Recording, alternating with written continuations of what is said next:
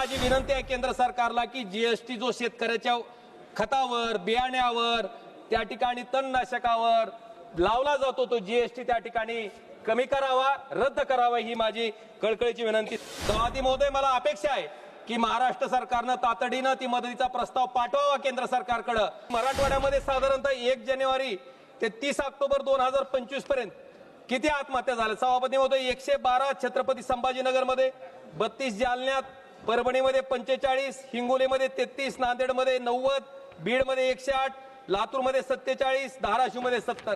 मला वाटतं इतक्या प्रचंड प्रमाणात शेतकऱ्यांनी स्वतःचं जीवन त्या ठिकाणी संपवलंय।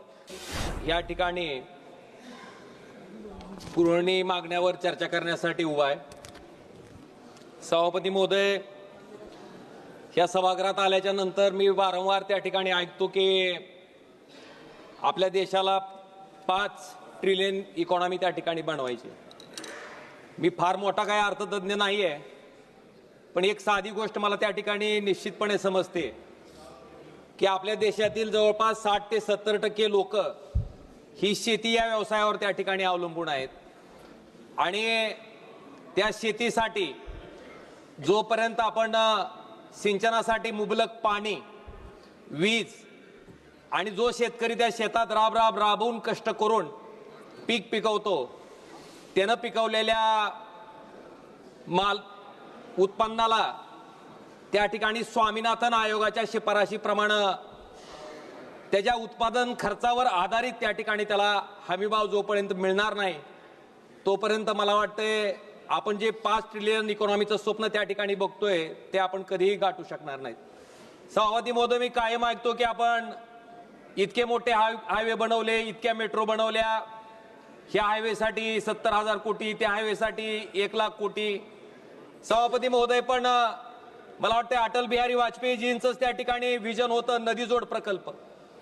मला वाटतं नदीजोड प्रकल्पाच्या बाबतीत आपण मोठ्या प्रमाणात पैसे खर्च करून बजेटमध्ये तरतूद करून त्या शेतकऱ्याला शाश्वत पाणी त्या ठिकाणी का उपलब्ध करून देत नाही? मला वाटतं हा माझा सरकारच्या पुढे प्रश्न आहे। सभापती महोदय, आपण बघितलं असेल ज्या वर्षी चांगला पाऊस होतो आणि शेतकऱ्याचं त्या ठिकाणी पीक पिकतं आणि प्रचंड प्रमाणात उत्पन्न येतं, उत्पन्न आल्याच्या नंतर शेतकऱ्याला योग्य जर भाव मिळाला तर आपण त्या वर्षी बघा किराणाचं दुकान असेल, सोनाराचं दुकान असेल, गाड्याची दुकानं असतील, सगळी जोरात त्या ठिकाणी चालू असतात। पण ज्या वर्षी शेतकऱ्याचं पीक पिकत नाही, शेतकऱ्याच्या मालाला भाव मिळत नाही, त्या वर्षी मात्र ही सगळे व्यवसाय करणारी लोक त्या ठिकाणी माशा मारत बसलेली असते। म्हणून माझी विनंती आहे की शेतीकडे बघत असताना जो दृष्टिकोन सरकारचा आहे तो दृष्टिकोन त्या ठिकाणी बदलणं गरजेचं आहे। ती शेती नफ्याची, ती शेती फायद्याची कशी करता येईल ह्याच्यासाठी सरकारने त्या ठिकाणी प्रयत्न करणं गरजेचं आहे। सभापती महोदय, मी महाराष्ट्रासाठी एक म्हणणं त्या ठिकाणी मांडतोय। पश्चिम वाहिनी नद्या ज्या आहेत, वैतरणा, उल्हास समुद्रातनं ज्या नद्या वाहून जातात, महाराष्ट्राच्या मंत्रिमंडळानं त्या ठिकाणी सप्टेंबर 2024 मध्ये पाणी वळवण्यासाठीच्या प्रस्तावाला त्या ठिकाणी मंजुरी दिली। सभापती महोदय, या प्रकल्पाच्या अंतर्गत जवळपास 55 TMC पाणी आणण्याच्या दृष्टीनं सविस्तर प्रकल्प अहवाल डिसेंबर 2025 पर्यंत पूर्ण करण्याचं उद्दिष्ट त्या ठिकाणी सरकारनं ठेवलेलं आहे। आणि ह्या प्रकल्पासाठी साधारणतः 70,000 कोटी रुपयाची गरज असून मला वाटते ते जर पैसे त्या ठिकाणी उपलब्ध करून दिले तर साधारणतः 70 TMC पाणी ही दुष्काळग्रस्त मराठवाड्याला त्या ठिकाणी मिळणार आहे। आणि महाराष्ट्रासाठी नदीजोड प्रकल्पाची का आवश्यकता आहे?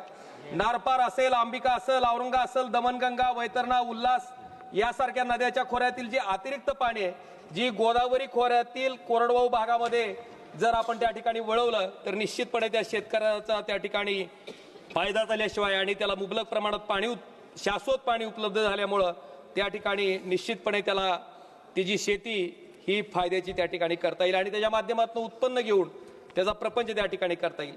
सभापती महोदय, मला माझ्या धाराशिव लोकसभा मतदारसंघामध्ये जून ते सप्टेंबर महिन्यात जी प्रचंड प्रमाणात त्या ठिकाणी अतिवृष्टी झाली आणि ज्या अतिवृष्टीमुळे शेतकऱ्याचं प्रचंड असं मोठ्या प्रमाणात नुकसान झालं, सभापती महोदय, त्या नुकसानीच्या बाबतीत जवळपास माझ्या लोकसभा क्षेत्रामध्ये 5,77,544 हेक्टर इतक्या क्षेत्राचं त्या ठिकाणी नुकसान झालेलं आहे।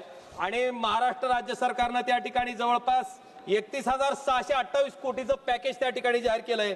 पण सभापती महोदय, दुर्दैवानं या ठिकाणी खंत व्यक्त करावी वाटते की केवळ 14,000 कोटी रुपये त्या ठिकाणी शेतकऱ्याच्या पदरात अद्यापर्यंत पडलेत.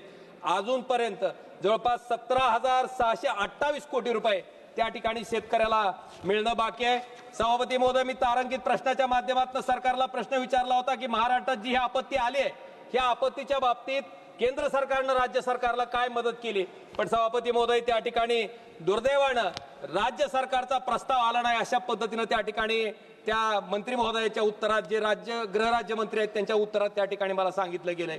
सभापती महोदय, मला अपेक्षा आहे की महाराष्ट्र सरकारनं तातडीनं ती मदतीचा प्रस्ताव पाठवावा केंद्र सरकारकडे आणि डबल इंजिनच्या सरकारच्या माध्यमातून जी शेतकऱ्याला भरीव स्वरूपाची मदत त्या ठिकाणी मिळणं गरजेचं आहे, ती मदत त्या ठिकाणी तातडीनं मिळवून द्यावी, ही माझी आपल्या माध्यमातून केंद्र सरकारला विनंती आहे आणि राज्य सरकारला विनंती आहे. सभापती महोदय, माझी विनंती आहे, मी एकटाच आहे वक्ता बोलणारा, किमान मला 10-15 मिनिटं तरी बोलू द्या. सभापती महोदय, मला एक सगळ्यात महत्वाचा विषय मला आपल्या माध्यमातून सांगायचा आहे की मराठवाड्यामध्ये साधारणतः 1 जानेवारी ते 30 ऑक्टोबर 2025 पर्यंत किती आत्महत्या झाल्या. सभापती महोदय, 112 छत्रपती संभाजीनगरमध्ये, 32 जालन्यात, परभणीमध्ये 45, हिंगोलीमध्ये 33, नांदेडमध्ये 90, बीडमध्ये 108, लातूरमध्ये 47, धाराशिवमध्ये 70. मला वाटतं इतक्या प्रचंड प्रमाणात शेतकऱ्यांनी स्वतःचं जीवन त्या ठिकाणी संपवलंय. सभापती महोदय, माझी विनंती आहे की आपण बघितलं असेल, शेतकऱ्याच्या खताला जीएसटी आहे, शेतकरी जे कुठले औषधं त्या ठिकाणी वापरतोय त्याला जीएसटी आहे, पण जीएसटीचा परतावा शेतकऱ्यांना कुठून घ्यायचा. सभापती महोदय, शेतकरी हा शेवटचा उपभोक्ता आहे, त्याला जीएसटीचा परतावा त्या ठिकाणी घेता येत नाही. म्हणून माझी विनंती आहे केंद्र सरकारला की जीएसटी जो शेतकऱ्याच्या खतावर, बियाण्यावर, त्या ठिकाणी तणनाशकावर लावला जातो, तो जीएसटी त्या ठिकाणी कमी करावा, रद्द करावा, ही माझी कळकळीची विनंती सभापती महोदय आपल्या माध्यमातून केंद्र सरकारला त्या ठिकाणी आहे. सभापती महोदय, मला आपल्याला सांगायचंय की धाराशिवसाठी सगळ्यात महत्वाचा आई तुळजाभवानीचं जे तीर्थक्षेत्र आहे ते रेल्वे मार्गाने जोडण्यासाठी, सभापती महोदय मला थोडासा वेळ द्या. सभापती महोदय, रेल्वे मार्गाने जोडण्यासाठी सोलापूर, तुळजापूर, धाराशिव हा रेल्वे मार्गाची घोषणा सभापती महोदय 2014ला झाली होती. 2019च्या नंतर जवळपास 3200 कोटी रुपयाची त्या ठिकाणी आवश्यकता ह्या रेल्वे मार्गासाठी आहे. सभापती महोदय, राज्य सरकारनं निम्मा खर्च उचलण्याची हमी त्या ठिकाणी केंद्र सरकारला दिली आहे, पण दुर्दैवानं 1 रुपयाची तरतूद त्या ठिकाणी राज्य सरकारनं ह्या प्रकल्पाच्या बाबतीत केली नसल्यामुळं केवळ तुळजापूर पासून धाराशिव पर्यंतच्या रेल्वे मार्गाचं काम चालू आहे, पण तुळजापूर पासून सोलापूर पर्यंतच्या रेल्वे मार्गाचं टेंडर अद्यापर्यंत त्या ठिकाणी अंतिम झालेलं नाही. आणि त्याच्यामुळं जे स्वप्न आहे सोलापूर, तुळजापूर, धाराशिव आई तुळजाभवानीचं तीर्थक्षेत्र त्या ठिकाणी जोडण्याचं ते स्वप्न त्या ठिकाणी अपुरं राहतंय. सभापती महोदय, मला माझ्या मतदारसंघातल्या फक्त 2 मागण्या मला तुमच्या माध्यमातून केंद्र सरकारच्या समोर ठेवायच्यात. सभापती महोदय, आमच्याकडं कनेक्टिव्हिटी रोडची चांगले, धुळे सोलापूर त्या ठिकाणी हायवे आहे, सुरत चेन्नईचा महामार्ग सुद्धा त्या ठिकाणी भारतमाला प्रोजेक्ट मधनं बाहेर आल्यामुळं त्याला वेळ लागतोय, पण माझी विनंती आहे की त्याला सुद्धा लवकरात लवकर मंजुरी द्यावी.